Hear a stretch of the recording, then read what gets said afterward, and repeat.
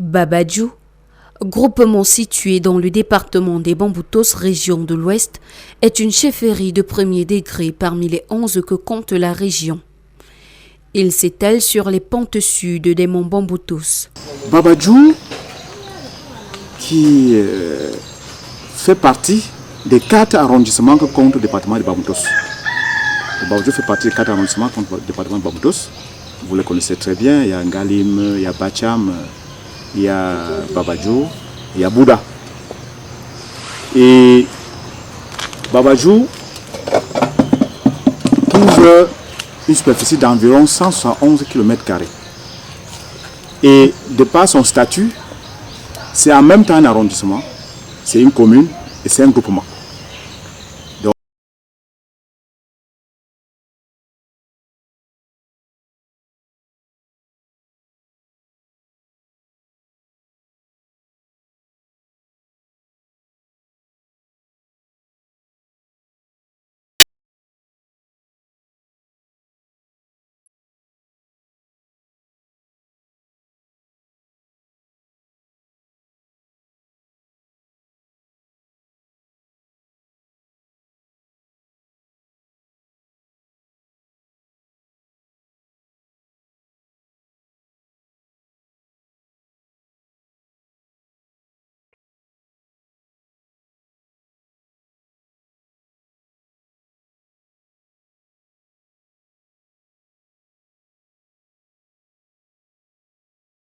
De Kiossi, au sud Cameroun, qui est situé entre 3 régions, 3 pays, c'est-à-dire une partie qui se trouve entre 3 pays, la Guinée équatoriale, le Gabon, le Cameroun.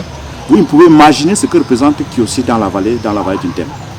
Donc, si je prends le cas de Babadjou, qui est charnière entre la région de l'Ouest, la région du Nord-Ouest, la région du Sud-Ouest,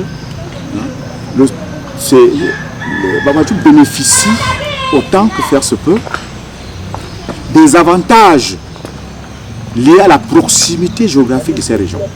Parce qu'on a la possibilité de communiquer avec ces régions, on apprend leurs us et coutumes, leurs statuts, les éléments qui viennent de là, qui nous permettent de pouvoir nous affirmer. Par exemple, nos parents faisaient le commerce avec les hommes du Nord-Ouest.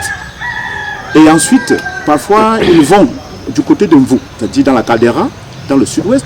Donc, il y a ces relations avec le brassage, ces relations entre les populations du Sud-Ouest et les populations de Babadjou, des relations entre les populations du Nord-Ouest, Pini, Pami, et les gens de Mvou. Et maintenant, les relations entre ceux qui sont dans la limitrophe, au sud, avec Bangan, Palachi.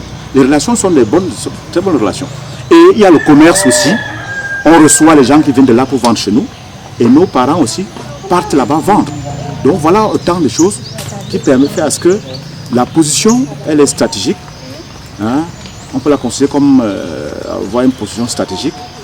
Le territoire de Babadjou s'étend sur une superficie de près de 170 km², avec comme frontière au sud les groupements Balachi et Bangan, à l'est le groupement Bamesenge, à l'ouest et nord-ouest le Lébialem, département de la région du sud-ouest, et Santa, côté nord-est.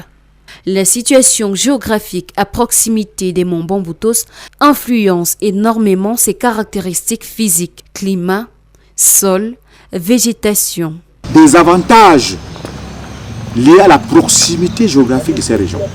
Parce qu'on a la possibilité de communiquer avec ces régions, on apprend leurs us et coutumes, leurs statuts, les éléments qui viennent de là, qui nous permettent de pouvoir nous affirmer.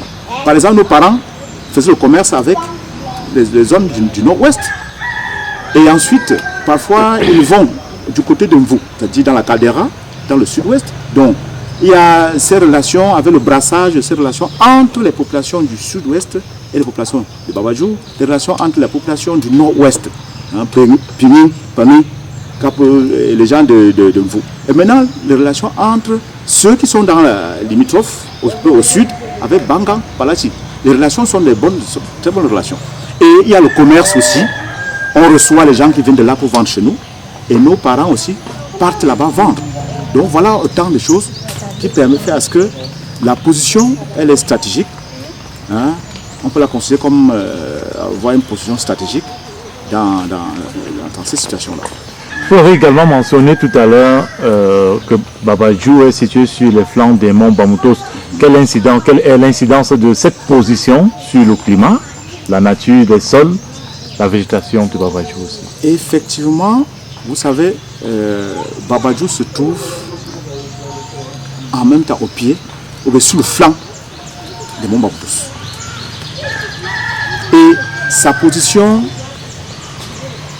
lui permet d'avoir un climat d'altitude, qui est même atténué, un climat frais et humide. Vous pouvez imaginer ce que la fraîcheur et l'humidité peuvent apporter sur les activités de la zone. C'est un climat frais et humide qui a une incidence sur les sols. Parce qu'à Baba Djou, on a des sols diversifiés. Il y a des sols ferralitiques, il y a des sols humifères ou bien hydromorphes, des sols hydromorphes qu'on retrouve dans les bas-fonds. Et il y a des sols qui sont placés juste au pied du mont parce que c'est sur des roches éruptives, des roches volcaniques, donc qui sont développées sur les roches éruptives. Et l'altération de ces roches-là donne des sols très profonds et propices, et on verra tout à l'heure, propices aux activités agricoles. Sa population est évaluée à plus de 60 000 âmes disséminées dans 24 villages de 3e degré. La langue principale parlée est le Ngombaleu, qui est aussi parlé dans le groupement voisin Bamesenge. Cette population est marquée par la présence d'une forte communauté Bororo disséminée dans 3 villages du groupement. Sur le plan administratif, Baba Djou a été érigé en arrondissement depuis le 5 septembre 1992. C'est en 1994 que le nouvel arrondissement détaché de Mbouda a connu son tout premier sous-préfet, Ndjomeni Tchumbu Joseph. En date, 8 sous-préfets ont dirigé cette unité administrative. En 1993, Baba Djou a été également érigé en commune rurale. Le tout premier maire fut Fombasso Étienne. 4 magistrats municipaux ont tour à tour dirigé l'institution communale. En 3 décennies, Baba Djou a connu une transformation infrastructurelle importante.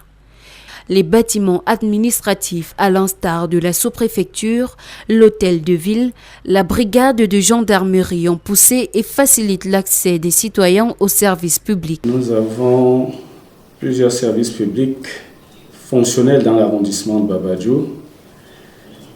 Je vais commencer par les délégations d'arrondissement, le service déconcentré de certains départements ministériels.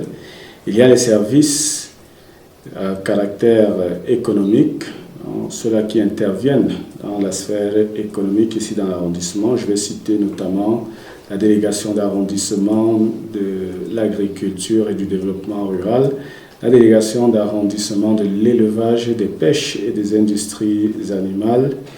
Et nous avons une brigade d'arrondissement de contrôle et de répression de fraude en matière de commerce et tout naturellement une perception du trésor.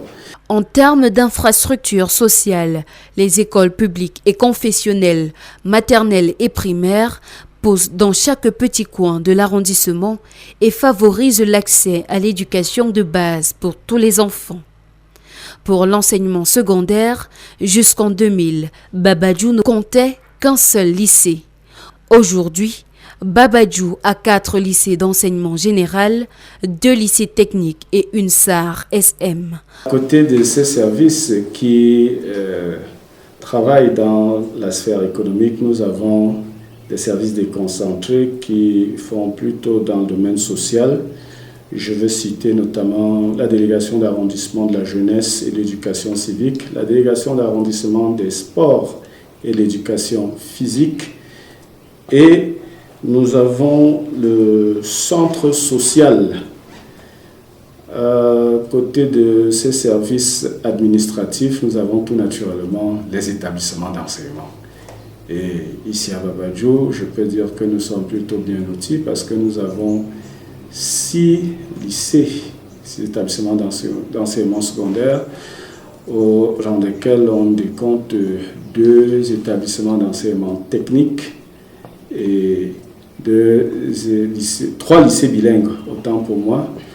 Et cela est d'autant plus compréhensible que nous recevons ici beaucoup d'élèves en provenance de la région voisine du Nord-Ouest.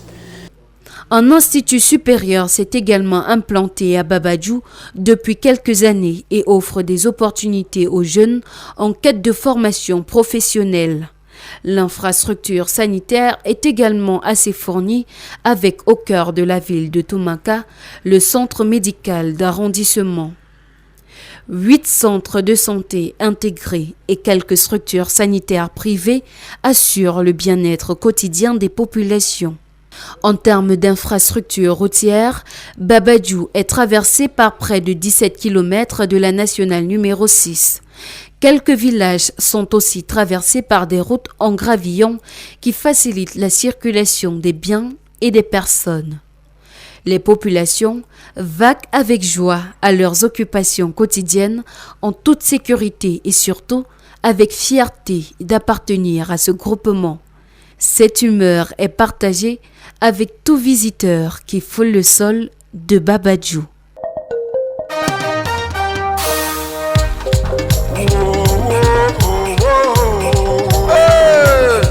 Samba. Yeah, yeah, yeah. Yeah. Yeah, bafumo bako pele sekte tutsara. Ngo sabato matetenza. Sabako zaman sekte pele sektenzo. Samba. Zamo. Langevin.